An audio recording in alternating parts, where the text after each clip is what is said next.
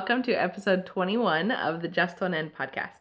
My name is Liz, also known as Elizabeth Zimmerman, and I am coming to you from Cochranville, Pennsylvania, where I live with my husband Greg and our two children Eric and Tilda. Today is Wednesday, May, I'm going to say 9th. I'm pretty sure it's the 9th. And it's late at night, as it usually is when I'm recording. It's about 11 o'clock, I think. And unfortunately, I also have a cold. So I'm going to sound a little bit more baritone than usual. And hopefully I won't have too many coughing fits. But I'll edit them out, so you won't have to suffer through them if I do. So it has been a couple of weeks, well, more than a couple of weeks since my last episode. I did record an episode. I recorded the whole thing, and then I was listening to it and trying to edit it, and it was just irritating me just listening to like what I was saying. Like I was gonna have to cut together so much to make it sound comprehensible, that it wasn't gonna be worth it. So that episode got scrapped. And then since I had done the whole episode, I didn't really have enough time to record another one before, lots of things happened. So anyway, so welcome back. It has been a little bit of a break. A lot has happened since the last episode, since it has been so long. So I got to remember, what's been going on since then. Soon after the last episode was Eric's birthday. So my son, my oldest, he turned 6. So we had a birthday party for him. He did it at Chuck E. Cheese, which was his idea. I don't even know how he knew about Chuck E. Cheese except maybe like commercials on kid shows. But he's been requesting it for months. So we did book a party at Chuck E. Cheese, and I'll admit they made it easy. There was like one other party at the same time because we did it kind of early, so it wasn't chaotic. They took care of, organizing everything, and I didn't really have to worry about too much, which was really nice. So I think I'll probably go the pre-planned, let other people organize the party going forward. But yeah, that was a lot of fun. He had some fun with his friends from daycare, some friends from school and baseball. So it was fun to see him interact with kids, since I'm not around for a lot of those interactions since they happen at school and daycare and baseball. So yeah, so we had a lot of fun with that. And then as a family after the party, we, as a tradition, always go and stay at the Red Caboose Motel for Eric's birthday. He really likes trains. And the Red Caboose Motel it's a motel where your rooms are actually converted cabooses. So it's a line of cabooses on like stationary train tracks that are, segments. And they're all lined up. And they're refurbished, and on the inside there's a bathroom and beds and, your typical motel, hotel accommodations. You got a TV and a mini fridge. So, so we have gone every year for the past 4 years, I think, for his birthday now. This will be our 4th year. And we always have a lot of fun. It's a really cool experience. I don't know, the concept is just a really cool idea. So I don't think that there's many like it in the country. At least that's what they claim. So so Red Caboose Motel, you should check it out, especially if you're in the area. We do live in a fairly touristy area. We live just outside of Amish country. So yeah, if you do happen to travel to Amish country and you like trains, then the Red Caboose Motel is worth checking out. And it is right down the street from the other things that we did. We went to the Strasburg Railroad, which is a steam engine, I can't think of what I'm trying to say, but they have steam engines and they take like a 3-mile round trip. It takes like 45 minutes. So, so we do that. We do that all the time. We do that a couple times a year. Eric really likes riding on that. So we did that, and then we also went to the Railroad Museum, which is right across the street, which has a bunch of engines and train cars and all of these real train components. Words are failing me tonight, but those are all in the museum, and he really likes going there too. So yeah, so we went for his birthday. So that was a lot of fun. And then other than that, I also had another meeting of my Octorara area knitting meetup, I think is what I called it. So we had a couple more people come this time, which was very exciting. So we're up to 4. Last time we had 3, and then my sister didn't come this time, so we had 2 new people, and we got up to 4. So hopefully next month we'll continue to increase and get some more people. So if you're local and you'd like to check that out, I'll put the link below for the Octorara area knitting meetup. That's probably not right, but the link will be below for whatever it is. Let's see what else. Oh, we got a cat. So we got a cat. Her name is Sunspot. We named her after the pet in it's a PBS Kids show called Ready, Jet, Go, which is really a pretty cute show. It's all about science and space and astronomy and all of that. So it's a really cute show, and there's an alien kid, and he has an alien pet, which is like a cat, bunny, dog combination, and its name is Sunspot. And my kids really like that show, so we decided to name our cat Sunspot. Although I keep calling her Kit Kat for some reason, so whatever. Her name is Sunspot. But yeah, she's a really cute cat. I'll put in a picture. She's probably not going to come hang out with me. I think she's sleeping on someone's bed upstairs. But she's a really cool combination of like your typical tortoise tabby coloring, like the brown and black and gray, and an orange tabby. So she's got like orange patches within the black and gray stuff, which I think is just really cool looking. So she's very sweet. She's great with the kids. She'll do like a gentle bite if you're rubbing her belly or something. She just gets sick of being touched. But she's only done it to me and Greg so far. So yeah, so she's been fun to have around. So so that was recent. And then what else? So last weekend was the big event. I went to both Needles Up and Maryland Sheep and Wool. So the acquisition section, there is quite a bit there. Needles Up was on the Friday before Maryland Sheep and Wool, held in Columbia. I hadn't really been planning to go until last minute. I just decided, I'd like to go down. I know it's going to be an opportunity to meet some people who I would have far less of a chance of running into at Maryland Sheep and Wool, which is huge and crowded. So I thought that would be a lot of fun to go to. And then a friend from, watching Periscope and Instagram, Cindy, said that she had some VIP tickets that she wasn't going to be able to use, so she offered those to me. So I was able to take advantage of the VIP hour. So I took the day off work, and I did head down to Needles Up. I got there around 1 p.m. for the VIP hour. I met some friends right away, Instagram, virtual knit night, people who I've interacted with online, and got to meet face-to-face for the first time. So Jen, who is Yarn Tripping on Instagram, she was the first person I saw. I knew she was driving up from Florida for the event, and it was really fun to get to spend some time with her. There's so many people that I saw, and I will probably not remember everyone's name, so I'll probably try to avoid calling out too many people. But I got to meet a ton of people, and it was just so much fun to interact with people who I feel like I know really well, but I've never actually met in real life. So that was great. So Needles Up, got to go in. It was really cool to meet Chelsea from Super Miniatures. She's so cute. And she had all of her adorable little things that I did pick some up, which I'll show in acquisitions.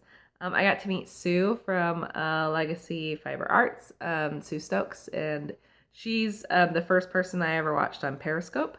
and how I know a lot of the people that I know from Periscope. We all just kind of watch her, so I've interacted with them in her morning sessions.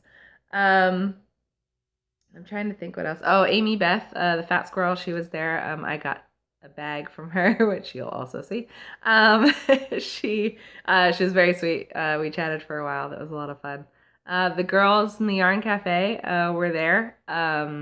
They were greeting everyone, and they had little buttons with their faces on them, which was fun. Oh, I had my buttons with me. I did bring them with me, and I was able to pass them out, and I passed out those in my little cards. And I was really good. I tried to remember to do that with every interaction.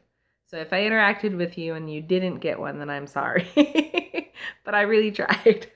So, let's see what else. Oh, Tuft Woolens. Tuft? Is it Tuft Woolens or Tuft?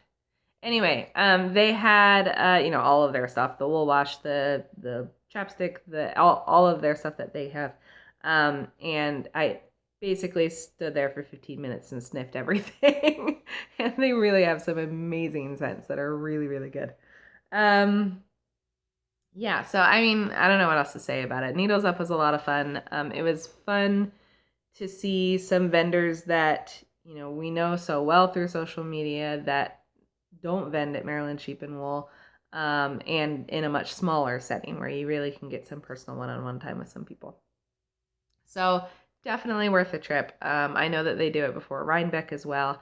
I don't know that I'll make it to Rhinebeck this year, but if you do and you are interested in going to Needles Up, I would say for sure that it's worth it to go. I think it was a ton of fun to participate in and to go to. After Needles Up, I actually went to the Clover Hill Yarn Store with Jen and her aunt, and we just sat there and knit for I don't know, a couple hours, maybe hour and a half. So we just hung out and chilled. I did get a couple of things from the store. I'm pretty sure they're in my acquisition bag too. Anytime I go to a yarn store to hang out and knit, I always want to make sure that I have bought something there or that they at least know me and know I have bought something in the past. This is the first time I've made it out to Clover Hill. They are actually the yarn store that carries the Tempting You yarn brand, which was the prize for my last giveaway. So I don't know, it's their shop yarn, I guess. When they are at Maryland Sheep and Wool, they are there as Tempting You yarns. So it was really cool to get to see their shop and hang out and knit for a while. Sorry. And then after hanging out and knitting, I headed back over to Columbia, which like 20-25 minutes away, back to where Needles Up was. I was heading out to dinner with Paige. She was still helping out at Needles Up, so I decided I would offer my assistance with Breakdown. So I did get to help them pack up a bit, which was just fun. I like helping out people in those kind of scenarios. So, I mean, it's always helpful to have extra hands, right? So, so I got to help Sue pack up the Legacy Fiber Arts yarn, and I got to squish all of it as I was putting it all back into bags. And then Paige and I headed out to dinner with Denise, who is Earth Tones Girl, and Ellen, who is Knit by a Lefty. I was meeting them both for the first time. Denise I had interacted with a bit through Periscope. So I'd never met her before in person, so that was a lot of fun to get to, interact with her in person. That's like the theme of everything that I really liked about the weekend was interacting with people in person. Because I live a very sheltered life. And then meeting Ellen for the first time was also a lot of fun. She has a great personality. I really enjoyed interacting with her. So we went to dinner. Now you know me, I'm the foodie, so it was really good. We went to Clyde's. I think it's called Clyde's of Columbia. It has the feel of like an upscale steakhouse, though the menu is more like traditional American grill.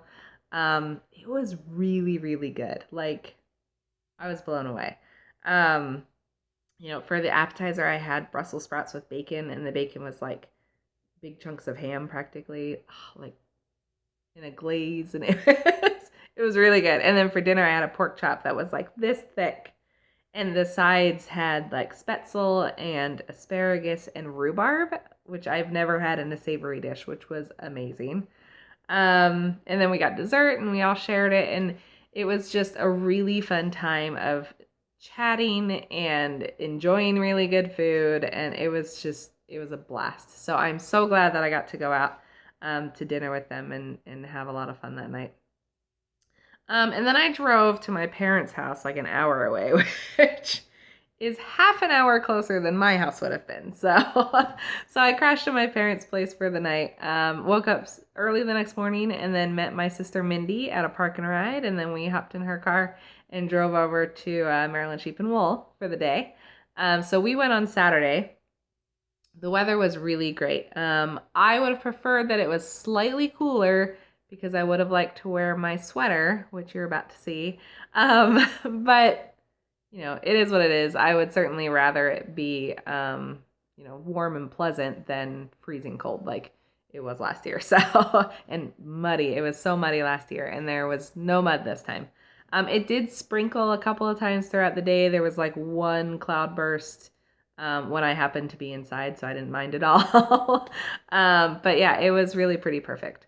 Kind of a shame because I just bought some Dansko rubber boot things that are really comfortable, but I was so proud that I was prepared this year, and then it turns out I didn't need them. So a good problem to have, I suppose, but still. So we went to Maryland Sheep and Wool. We got there a little bit on the later side, like 9:30 to 10, somewhere around there. At which time the line to get in has certainly died down, but the line of cars to get there was still really long. I think it took like 10 minutes to get the last like quarter mile to get to park to go in. But you know, it wasn't that bad. So when we got to Maryland Sheep and Wool, we did, the typical things. You walk around and you look at the vendors and you buy some stuff. Also good food there. I love a fair environment where you like getting fair style food. The frozen cheese stick on a cheese. I can't talk. The frozen cheesecake on a stick that was dipped in chocolate was probably my favorite thing of the day. I got to see Jerry and Irina, who I haven't seen in a while. Flying Fibers ladies, they have a booth at Maryland Sheep and Wool. So I got to, got to say a quick hello to them. There was a podcaster meetup, so I got to go to the podcaster meetup and meet again several people that I had interacted with but hadn't met in real life. So a couple people that come to mind, and I'm sorry again if you're somebody that I met and I'm just not forgetting to mention you. But Aquila, I've actually met her before. Aquila from a Lefty Knitter podcast. She was there. So we got to hang out and chat for a bit. Jess from, oh my gosh, Jess, I can't remember your podcast name right now. I will put it down below though. We got to meet both at Needles Up and at the podcaster meetup. Tara from Misadventures in Knitting, the audio podcast. She was there, so I got to meet her. I've also met Ashley in the past, so I've now met both halves of them. Though Ashley was not at Maryland Sheep and Wool since she was running a 5K followed by a half marathon, like you do. So for the weekend, I got to meet Kay, the crazy sock lady. Paige came down with her friends, Leanne and Liz, who are the co-hosts of the Cocktail Hour at the Coop. They have an alpaca farm and they're adorable and so much fun. I got to chat with Leanne at Needles Up also. And yeah, I just had a great time meeting them and getting to know them. Leanne's hilarious. So they are great. If you haven't checked out their podcast yet, you should for sure. I think they're up to like 5 episodes right now. So definitely check them out. Gosh, I don't even know. I met a lot of people who I just know from podcasting or Instagram or all of that. So the podcasting meetup was definitely a lot of fun. And then we left relatively early. I think we left around 3 or so. And then when we got back to my car, Mindy and I decided we were hungry, and there's a Mexican restaurant that I happen to like that was right next to the park and ride. Like they have multiple locations, and who knew there was one right there? And then we remembered, oh, it's Cinco de Mayo. So it was a little bit loud and boisterous from some people who were celebrating, but it was a lot of fun to just hang out and have dinner with her. And then that was it. That was the Maryland Sheep and Wool experience for me. So I did go home Saturday night. I didn't come back on Sunday. I had considered it, but staying so far away, it's a long drive. And when I got home Saturday night, I crashed. Like, I fell asleep on the couch at 7. I woke up and went to bed at like 9:30, and then I just slept until way later than I'd care to admit the following morning. And then I still took a nap on Saturday afternoon. So I was exhausted. So yeah, I think maybe in the future I would like to do both days, but if I do, I would definitely stay down right next to the venue so that there's not so much driving back and forth and having to get up at 7 o'clock in order to get there by 10. So yeah. But yeah, it was a really fun time. I always love Maryland Sheep and Wool. I hadn't been going regularly. I'd gone a couple times in the past, but last year, right before I started podcasting, was when I had a renewed interest in this community and all of that. So it's definitely one of my favorite things to do throughout the year, fiber related. And then one more thing that happened recently that I want to talk about is that I did have, along with Paige the Framer, the virtual cast-on party for our knit-along. So we are currently hosting a 3-color cal knit-along, make-along, crochet and weaving is included, so make-along really. But the hashtag is hashtag 3color KAL. So we're hosting that now. We had a virtual cast-on party on April 28th, I think was our date that we started. We had a handful of people join. I think we had about half a dozen, which was a ton of fun to, cast on together and see what everyone's working on. I really liked it. I hope other people did too. So we are, let's see. Okay, let me get this straight in my brain. So the 3-color knit-along, if you would like to join, pretty much the only prerequisite is that, or requirement, or whatever term I should use, is that your project has to be 3 colors. It can be any project, and like I said, you can crochet, knit, or weave, but it has to be 3 colors, and you should have cast on or after April 28th. We had originally said that the deadline was going to be May 28th, but both Paige and I are realizing that we have not made that much progress. I think Paige has had to rip back again. So yeah, we've decided to extend the deadline. So I don't know what it's going to be officially yet, but it will at least be into June. So I'll let you know what that is when we actually decide it. But what that does is it gives us more opportunities to have more virtual check-ins. Because we had so much fun with the cast-on party, we thought it would be fun to continue to be able to meet up on Zoom and do, virtual knit nights focused on the fact that we're doing the 3-color cal, which you don't have to be doing, but if you're participating in the knit along, then you can come join us and interact with some other people who are, because if you're going to knit along together, might as well do it face to face through a computer. So I'll give you more details on that. I'm recording this on Wednesday night. I don't know if I'll have this posted by Thursday. Since it's pretty late, I probably won't get to editing it, and I have to work tomorrow, so it's not like I'm going to have time to edit it tomorrow. But if I have posted it before Thursday, then what Paige does a monthly virtual knit night through her shop. She has an F&F Knit Nights Facebook group, which I'll link below, where she does her monthly virtual knit nights. Well, she has in-shop knit nights too that she posts about there, but her virtual knit nights, she posts the Zoom ID in that group.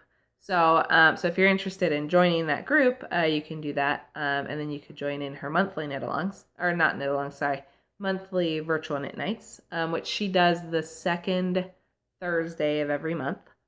The second Thursday of the month of May happens to be tomorrow, which is the 10th, which we figured would be a good time to check in with people who are doing the 3-color cal. So if you are participating in the 3-color cal, I am going to post the Zoom meeting ID into the chatter thread in Ravelry. She doesn't have it available until about half an hour before the meeting starts, so that's when I'll post it. I believe it starts, I think her knit nights. I think that her knit nights start at 6 p.m. I think they're 6 to 8. But it could be 7 to 9. So I'll figure it out and I'll tell you. But about half an hour before the start is when I'll have the meeting ID to post in into the Ravelry group.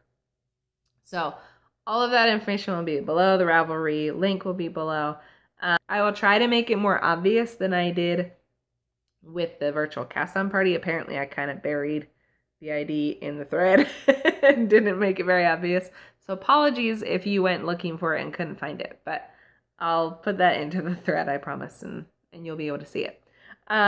So if you see this before Thursday and you're interested in joining, that's how you can join there. Otherwise, we are going to do some other ones. With us extending the deadline, that gives us more dates to schedule some check-ins. So Paige and I will coordinate on when we might do those. And I'll post more information on that as we make those decisions in the chatter thread as well. So, yeah. So I think that is it for the 3-color cal. I will show you what I'm working on. I'll show that in WIPs. But that's all that for now. All right, so on to the stuff that I'm working on. I do have a finished object. It is the cardigan that I was unable to wear at Maryland because it was so darn hot.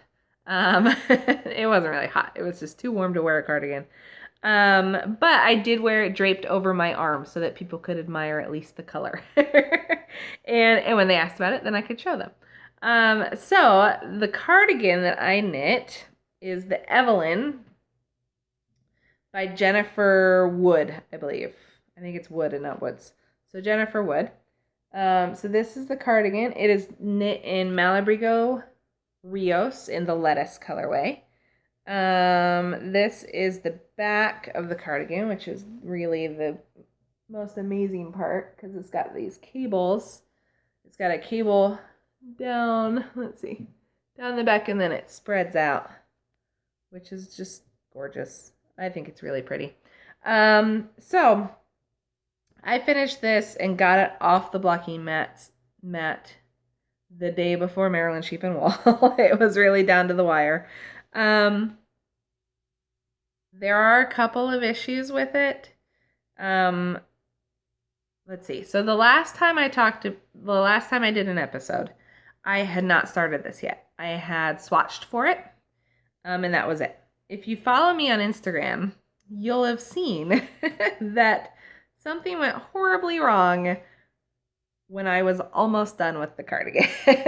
So in this cable here, once it starts flaring out, there are decreases that you do on either side of that cable. One over here and one over here.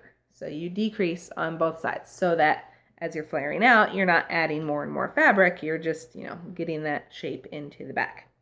I realized, let's see, so you start the decreases right here. I realized when I was down here, I hadn't been doing the decreases. I was knitting on this. I was so happy with how quickly it was coming along. It was just flying. I was like, all right, I'm ready to move on to the next part of the pattern. I look at the pattern and I realize I was supposed to be decreasing that entire time. That's like 15 inches, something like that. More. It's like 20 inches. is a long time that I did not decrease. So, since I am fresh off of the crazy drop stitches like it's nothing fix for the cable on my last sweater, I decided, you know what, I'm just gonna fix it. I'm not ripping back 20 inches worth of cabled stitching to, to fix something that I should have been doing the whole time. So I did. I dropped down stitches. The way I had to do it is, so on either side of the cable, as I was not either side, on the outside of the cable as I was knitting, I had to drop one stitch at a time all the way down. So I dropped one stitch, I dropped it all the way down to where the decreases were supposed to start. I used a crochet hook and picked it up to the stitch next to it that I didn't drop, and then picked up the next 3 rows and kept that on the cable hook.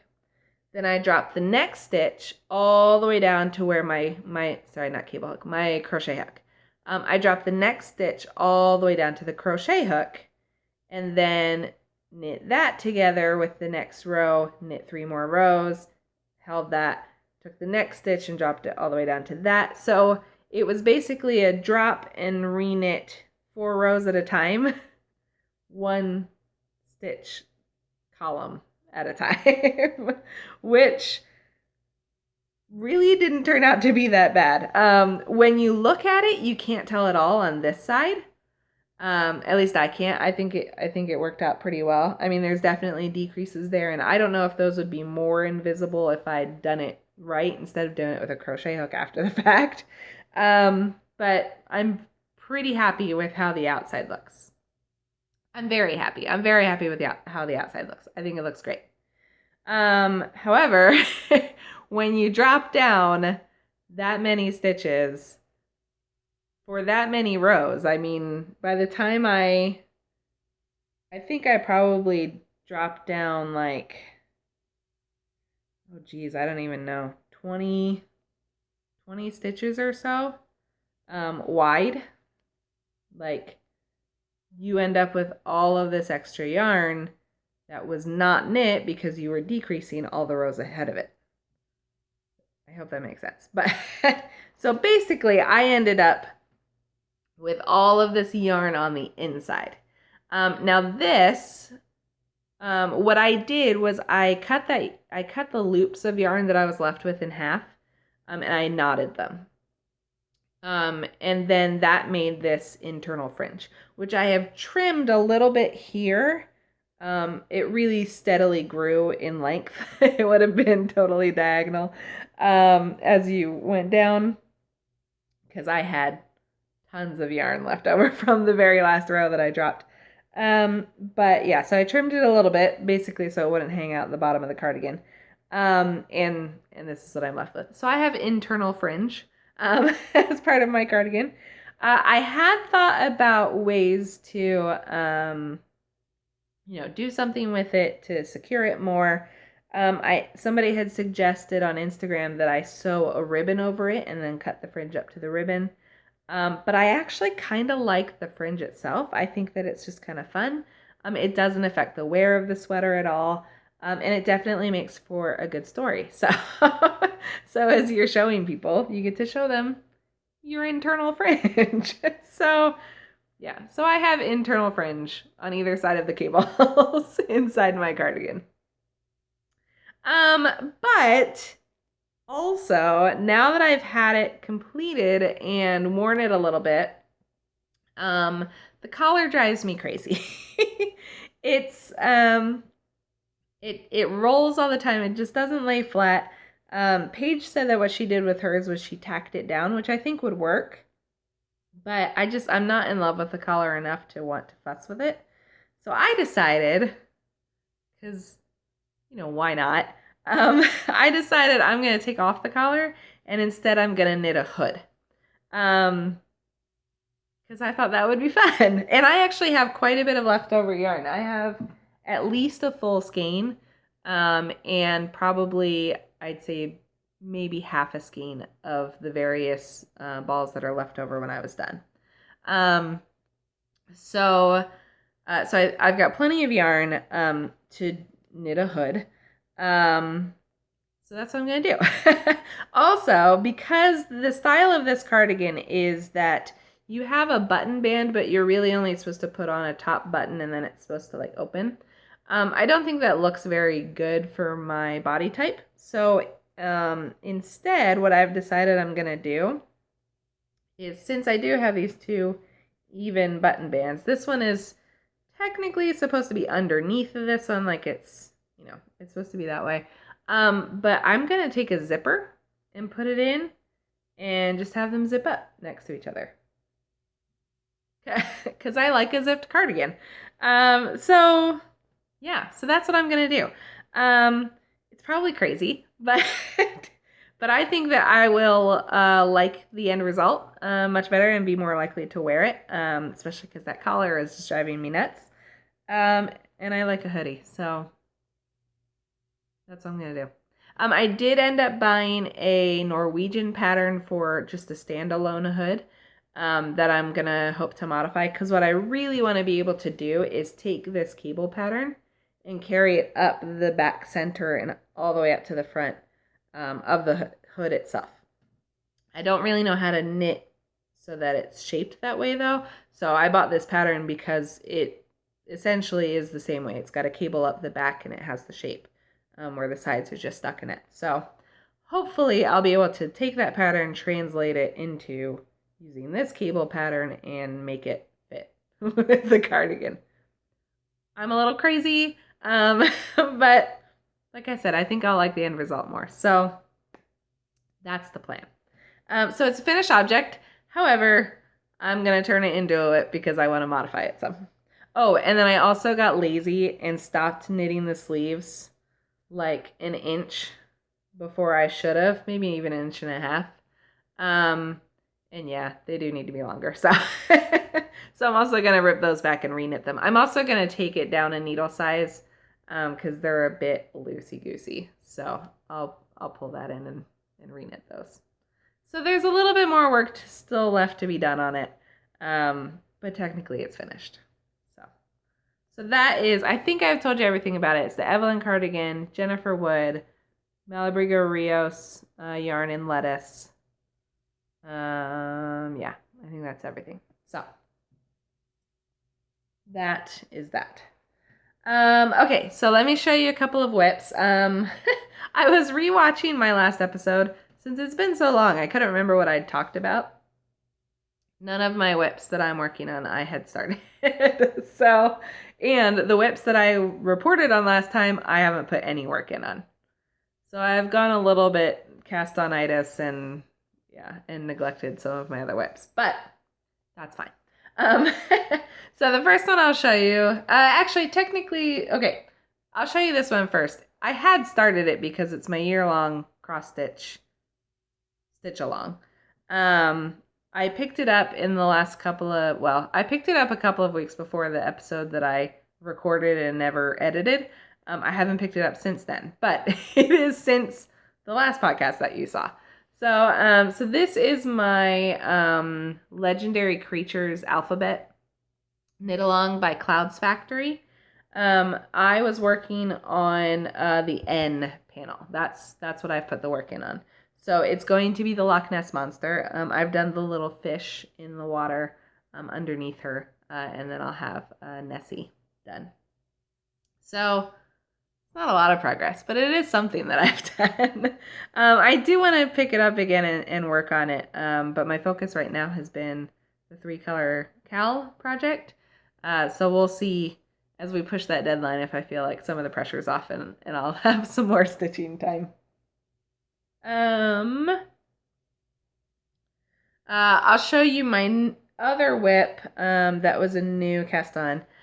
So at last month's virtual knit night that Paige hosts in April, she was working on a mosaic shawl. And so we got chatting about mosaic knitting, and I was like, I'd really like to try it. I've been meaning to try it. So that night I cast on a mosaic knit project. Because why not? So what I am working on, it's called the Optimist Shawl. It's by Lisa Hans, Hannes. And she's the same person who designed my childhood memories shawl that I finished earlier this year. I really like the style that she designs. She usually does the asymmetric triangle style, which is my personal favorite for shawls because I hate doing rows that grow and grow and grow and grow. But so this one you typically start on the shortest end and then you grow to just one side of the triangle. Like that's as big as it gets. So I like that because it's more manageable. I also like the way that she writes her patterns because they're very line by line. She does have charts, and I'm still getting comfortable with reading charts.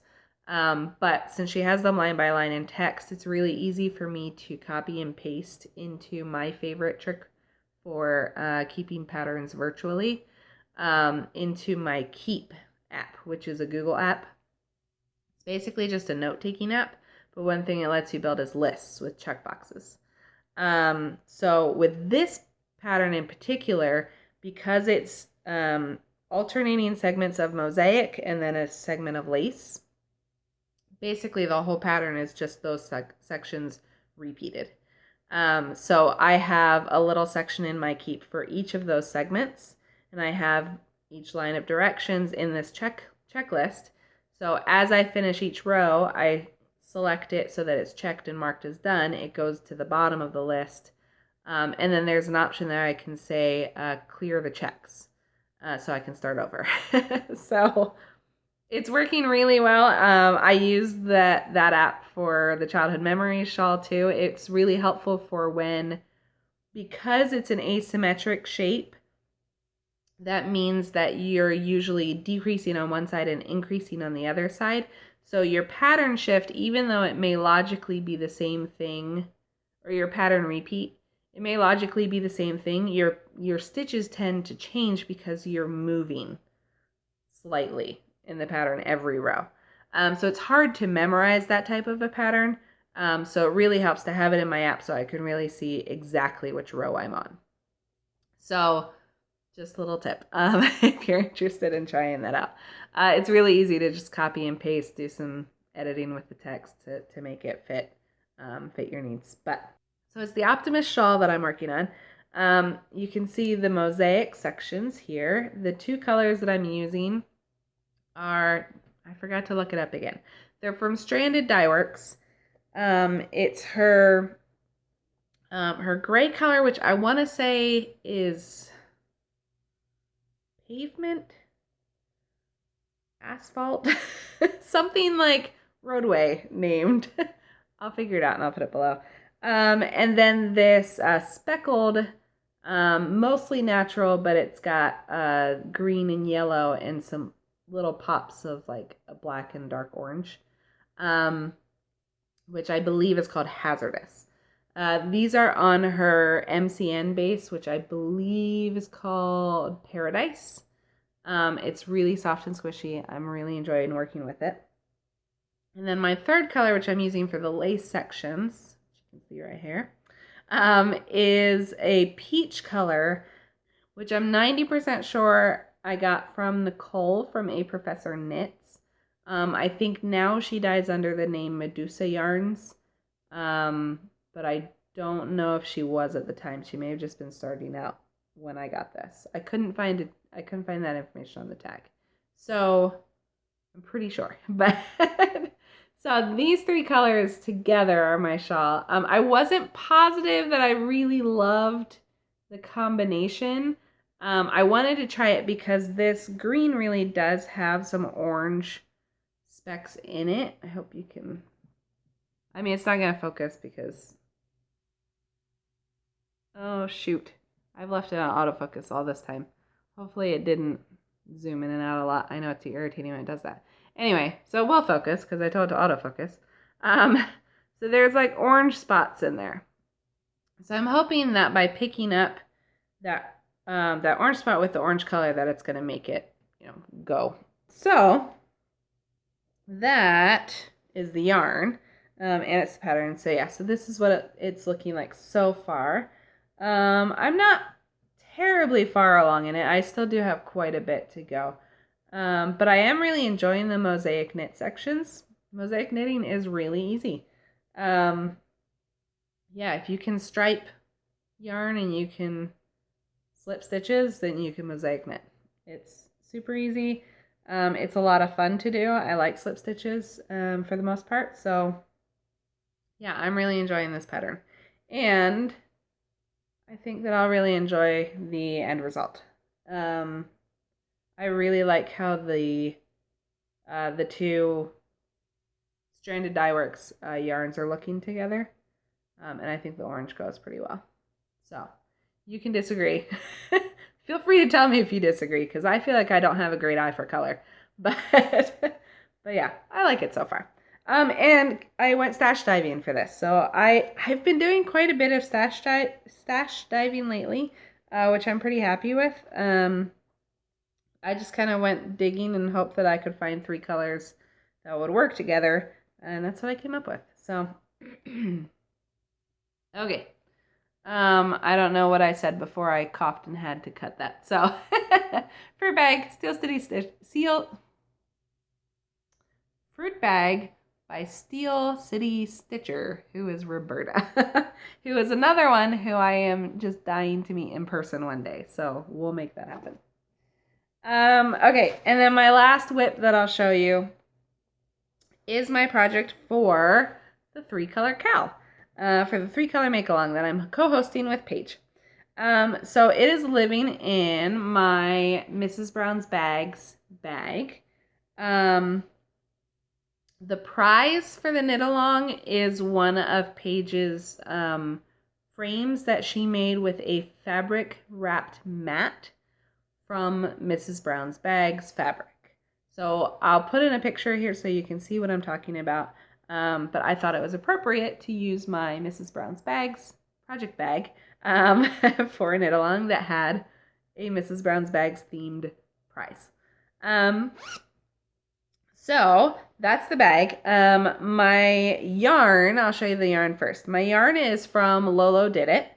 It's some yarn that I picked up in a D-stash. I'm only sort of positive on the colors. I know I have them somewhere.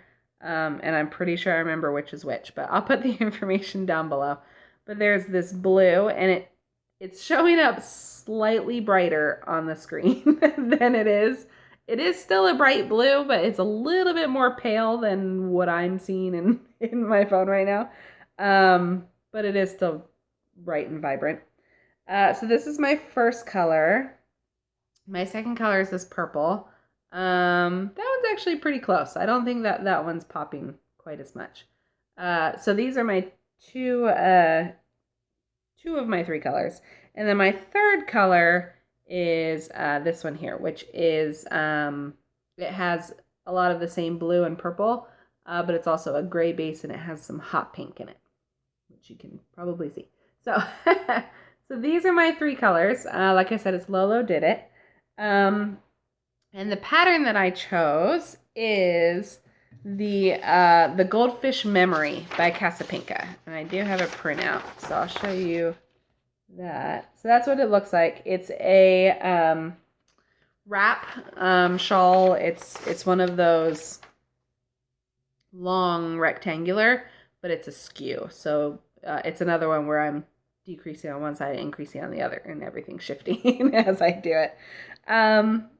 So that is the pattern, that is the yarn, and let me show you where I'm at. It's a little bit tangled because I had it laying out on the floor earlier for a picture, and then I didn't move it before my kids came home, so they've kind of done this with the yarn. But I am making pretty good progress. I made some really good progress in the past couple of days. So, well, let me show you. Okay. So this is where I'm at so far. There's quite a ways to go. I mean, this is a pretty big pattern. It's using 3 100-gram skeins, and I'm pretty sure you're supposed to use the whole skein. So I do have ways to go. But I am done with section 1, 2, 3 and I'm into section 4 now. Section 3 was where I got to introduce my third color. So before the weekend, before Maryland Sheep and Wool, I was only here, I think. So I got through this section on the weekend. So I think by the time I came home Saturday night, I think I was just about getting through that section. And then just in the past 2 days, I've gotten through this section 3 where I got to introduce my third color. And this morning I started section 4. So making pretty good progress. I don't remember exactly how many sections there are, but they're fairly short sections because the whole idea of the goldfish memory is that, short attention span. You only have to pay attention, or you only have to repeat the same pattern, a couple of times before you're moving on to something new. So I love that as a concept because I get easily bored when I'm knitting. So it is a lot of fun. I am enjoying the length of the sections. I think that they're just about perfect for my attention span. So that is where I'm at so far on this. Oh, one thing that I forgot to mention about that 3-color knit along, we also had an element of it where you've got 2 ways that you can enter to win the prize. One is with your finished object, and then the other is actually that if you buy any or all of the yarn that you're using for the project through Paige, through her shop, then that counts as an entry for the prize. So whether it's one skein or all 3, if you buy part of your yarn from Paige, then that's an entry. So you don't have to finish. If you bought your yarn through her, then you get to post that in our FO thread, prize thread. I haven't figured out what I'm going to call it yet when I open it. And then that'll be an entry to get the chance to win the prize. So no obligation to buy through her shop. It's just another way to participate. So again, I'll finalize the details of when we're actually going to end the knit along with Paige, and I'll communicate that along with the times when we'll do more virtual meetups related to the knit along. So I'll finish up with my acquisitions. Most of it is going to be Needles Up and Maryland Sheep and Wool. However, I do have 2 things to show you, which, funny enough, both came from the same person. But one from several weeks ago and then one from just this week. Crafty Momma podcast. Crafty Momma Designz Etsy shop. Candy coated yarn through the Crafty Momma Designz Etsy shop. That is all Dawn. So Dawn is a fellow podcaster. Like I said, she has an Etsy shop. She's up in Canada. I won a giveaway on her podcast when she started doing self-striping yarn for Easter. So this is what I won. Is gorgeous. I love it. Like the green in here is so bright, and the blue and the pink. And I love that there's white in there. So this is called Egg Hunt. Which I think is a great name for it too, because the green grass and the brightly colored eggs. So I won this through her giveaway. And when she sent me this, she sent me another ball of her self-striping yarn to use as a giveaway on my podcast. So I haven't decided yet when I'll be using it. For now, I'll set it aside. But it will be given away. This one is called Shipwreck. So it's on what she's calling her licorice base. So it's 80% superwash merino, 20% nylon, and a fingering weight. And the colors are a couple of different tones of gray and a couple of different tones of like a blue teal. So it's very pretty. So that is a recent thing that arrived. Recent a few weeks ago. Like I said, it was on the podcast that never was. And then she also shared recently some fabric that she'd gotten and was planning to make some bags out of. And one of the fabrics I saw and told her as soon as you list that bag, let me know, because that is the most adorable fabric and I want a bag out of it. So she did. She let me know when she listed it and I immediately purchased the bag. So this is the bag. Look how cute it is. It's got little green and pink and white sheep. It's adorable. And she also said that she's adding handles to the bags now. This is the first time she's added, I have cat hair on it. She's added handles to the bag design, which I love. I love a handle on my project bags. So this is, I think it's a medium-sized project bag. It's got a great green lining, which, come on, you know I love that. So yeah, so it's a really nice bag and I am very much looking forward to using it. One thing that I think is really cool inside her bag, she's got a little loop.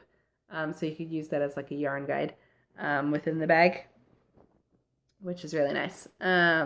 So this is the first time I've gotten a bag from Dawn. So I'm looking forward to using it. And I will report back as I have a project in it and have used it. So those came from Dawn. And then I think that's really all I have that's not from last weekend.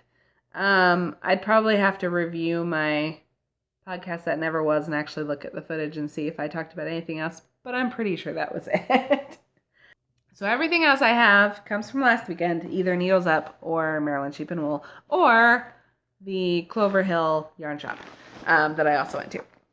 So they're all in my Keep Calm and Carry yarn bag, which is my favorite way to carry around purchases at yarn festivals and things. I got this from an Etsy shop. I can't remember the shop name, but I'll put that down below so that you can see. So let's start with Needles Up. So Needles Up, the vendors that were there that I purchased from, at least, there were a couple others there that I didn't purchase from. One was, oh, come on. Squid something. I can't remember, but they dye fiber. And since I don't do much spinning, I don't have a lot of reason to buy just fiber. So I didn't get anything from them. But anyway, so I did purchase, I think, from 4 of the vendors. So one was Amy Beth from Fat Squirrel. I purchased this project bag, which is a nice big one with sweaters on it. And it's got a green zipper. Totally a coincidence. They all had green zippers, I think. So this is a great size bag. It's very large. It has a nice natural lining. And yeah, so I think this will be great for some bigger projects. Because I do tend to find that a lot of my projects, because I've been knitting bigger projects, especially like sweaters and shawls, my project bags tend to be stuffed to the brim. So this will be good for slightly larger projects to have a little bit more space. So I got that. And then I also, like I said, I went to the Tuft booth, the Tuft Woolens booth. Oh, good. It is Tuft Woolens. I got a sampling of some sock soap. So there's 5 different scents here. Sorry, there's crinkling. Campfire S'mores, Mossy Woods, Chai Spice, Spiced Pear Cider, and Honey Apple. All of which I smelled and were delicious smelling. And so I have those. I love little sample things like this, you know, because I like to be able to try a lot of different things. So I got this, and then I also got a chapstick, which I meant to grab and forgot to. But it is espresso vanilla. It smells so good. I love using that chapstick. I couldn't smell it 2 days ago because my cold stuffed up my nose and I was very sad. But now I'm back to being able to smell it. So I got that from Tuft Woolens. I also got yarn from Legacy Fiber Arts. I got 2 skeins of Crack in the Sidewalk on their Cozy Toes base. So this is a gray and white with green speckles on a 80-10-10 merino cashmere nylon base in fingering weight. I love cashmere yarn lately. Like, it feels so nice. So I definitely love, when I have the option now, I do like to go for the cashmere pieces. So I got 2 skeins of that. I'm trying to remember that when I buy single skeins of yarn, I'm not necessarily sure what to do with them. So this is definitely a color that I would use. Come on, it's got green in it. So I did buy 2 skeins so that it would be enough for like a shawl project if I wanted to, or enough with another yarn for a bigger project. I do have a project in mind, but I need to actually look at the pattern and see if I can do it with the yardage I have. And then I also picked up some minis from them. I got the Steel Toes mini skein in the neutrals, which are just a nice light kind of pastel-y colors. So that's what I got from Legacy Fiber Arts. And then the last vendor that I picked stuff up from was Sucre Miniatures, which again, Chelsea is just so cute. So I got this, come on. I got this to-go coffee cup. I'm going to try and get to stay focused there. I got this little sheep with a black face and feet. So cute.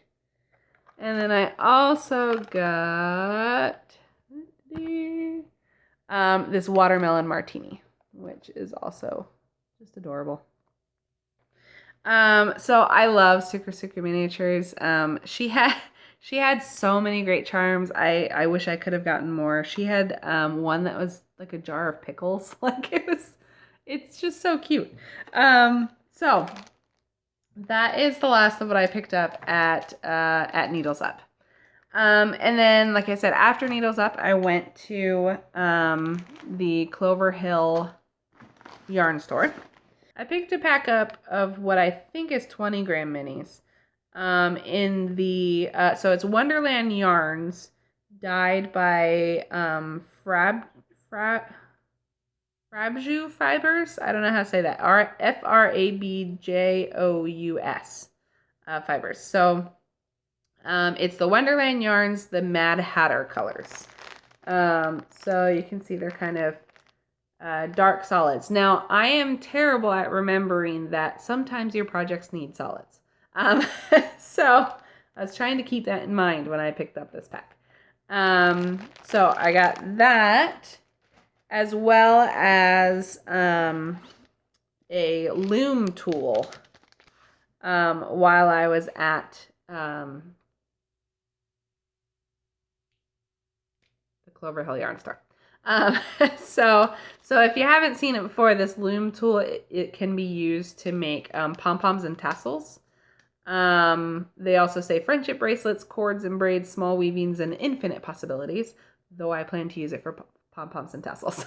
So I've been wanting one of these, so when I saw they had one, then I grabbed it. And then everything else came from Maryland Sheep and Wool. I was very restrained at Maryland Sheep and Wool, possibly because I bought so much yarn. Not even so much, but I'd already bought yarn at Needles Up. I have been feeling lately, especially because I've gone stash diving, I've been feeling like I don't need to buy yarn right now. I'm enjoying actually using things that I've already purchased, and I just don't have a burning desire to acquire more at the moment. That being said, I did buy a sock blank again this year. So this is from Gail's Art sock blanks. Or it's from Gail's Art. She's known for doing sock blanks. I bought one last year. It was the eggplant parmesan, and I used it to knit a pair of socks, and they are my favorite pair of knit socks. And so I bought another one this year, which I don't think that this one has a name. I didn't see a tag on it, but it's got pumpkins on it. And this one is a double knit. So I haven't done a double knit sock blank yet. Double knit is when there are 2 strands together that are machine knit into the sock blank, and then everything's dyed. So you can do 2 at a time socks from a double knit sock blank. So that's my plan. I'm planning to do that. But I really like the way that Gail's colors work up in her sock blanks. So I did buy that, but that's the only yarn I actually got at the Sheep and Wool Festival itself. I also purchased, this is really all I got. I got 2 things, which is a good thing. I mean, I didn't go crazy overboard. So I got the sock blank, and then I also got a needle felting kit from Gnome. I got a little Santa Claus. He is about 6 inches tall when he's done. So, so this kit comes with the instruction sheet, and I've never done needle felting, so it'll be my first time trying that. I think it's marked as confident beginner. I'd say I'm pretty confident. Why not? So, so confident beginner. So it includes the instructions sheet, 2 felting needles, the white batting, the red, black, and white batting, flesh tone batting, and curly locks. And I love the curly locks. That's my favorite part of this so far. It's for his beard and maybe some hair, but just look at those curls. So it's really cool. So that's all included in here. I did also have to buy a foam mat because I don't needle felt, so I don't have one. I bought a foam mat from them as well to use with the kit. So I'm excited to try out needle felting. So we'll see how that goes. I'll report back when I've done it. But yeah, that's all I got at Maryland Sheep and Wool. I honestly didn't realize I only bought 2 things at the festival itself. But that is pretty good. I'm pretty well satisfied with what I came home with. So yeah, so that's it. That is the acquisition section. I don't really have anything else that I plan to talk about this time. Except there is one thing I remembered. So Maryland Sheep and Wool last year was when I was seriously considering starting a knitting podcast. I had just been introduced to them in February of last year. I had started watching a bunch of them. I had started thinking about if I had my own, what would I talk about? I'd probably already started, I had already started trying to come up with a name. Yeah, I'm pretty sure that I came home from Maryland Sheep and Wool and set up the YouTube channel. I didn't have anything to put on it yet, but I'm pretty sure I set up the channel itself. So I think of Maryland Sheep and Wool as my starting point for my podcast. So I did check. My first episode went up May 22nd, which means that my 1-year podiversary is only about 2 weeks away. So I thought that since it is about 2 weeks away and I'm putting up an episode, and I tend to try and release episodes every 2 weeks, I thought maybe I would give a live episode a try. I just think it would be fun to try out. So I will plan to do that. I don't know yet details on exactly when I'll do it. It will probably be the Saturday after my podiversary. Which is a funny word, but my 1-year anniversary of the podcast, which would be the Saturday of Memorial Day weekend. So I don't know if that means more or less people would be able to tune in, but I would probably do it either the morning or afternoon, depending on what our travel plans end up being.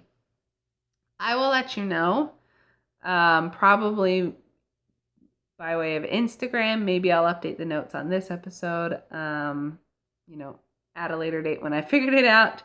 And I'll probably put up a thread on Ravelry too, just to let people know. So if you'd be interested in joining me for my live podiversary episode, then yeah, be sure to check it out when I figure out the details and tell you when to tune in. Yeah. So that is it. That is all I had to talk about today. I'm 99% sure. I've probably forgotten something, but oh well. Thank you for spending some time with me. I appreciate you tuning in and listening to me chatter on about anything and everything. And I will see you next time. Bye.